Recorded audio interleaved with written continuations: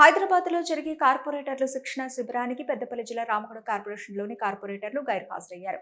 అధికార పార్టీకి చెందిన కార్పొరేటర్లతో పాటు మిగతా పార్టీల కార్పొరేటర్లు సైతం అధికారుల తీరుపై అసంతృప్తి బయటపడింది. ప్రభుత్వ పరంగా గెలుపొందిన కార్పొరేటర్లకు ఒక్కరోజు శిక్షణ కోసం హైదరాబాద్ వెళ్లేందుకు కార్పొరేషన్ కార్యాలయంలో ప్రత్యేకంగా 2 బస్సులు ఏర్పాటు చేశారు. శిబిరానికి వెళ్లేందుకు సిపిఐ కార్పొరేటర్ సూర్య, 2 బీఆర్ఎస్ కార్పొరేటర్లు మాత్రమే రావడంతో అధికారులు బస్సులు తీసేందుకు నిరాకరించినట్లు కార్పొరేటర్ సూర్య తెలిపారు.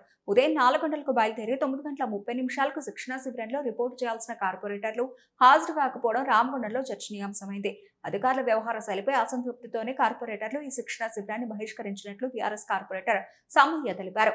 కార్పొరేషన్ లో కనీస ప్రోటోకాల్ కూడా పాటించడం లేదని ఇటీవల కలెక్టర్ కు కూడా వినతి పత్రం సమర్పించినట్లు కార్పొరేటర్లు పేర్కొన్నారు. అధికార పార్టీకి చెందిన కార్పొరేటర్లు సైతం శిక్షణా శిబిరానికి హాజరు కాకపోవడంతో పాలకపక్షంలో అంతర్గత విభేదాలు ఉన్నట్లు వ్యక్తమవుతున్నాయనే ఆరోపణలు వినిపిస్తున్నాయి.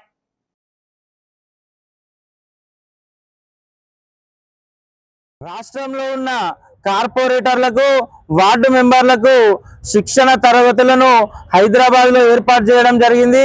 దానిలో భాగంగా రామగుండం కార్పొరేటర్లందరూ ఆ శిక్షణ తరగతులకు హాజరయ్యేది ఉండే. ఉదయం 4 గంటలకు ఇక్కడికి రావాలని చెప్పినప్పటికీ ఇక్కడ ఈ రోజు దుస్థితి చూస్తే రామగుండం మున్సిపల్ అధికారుల మరియు కార్పొరేటర్ల సమన్వయ లోపం స్పష్టంగా కనిపిస్తా ఉన్నది.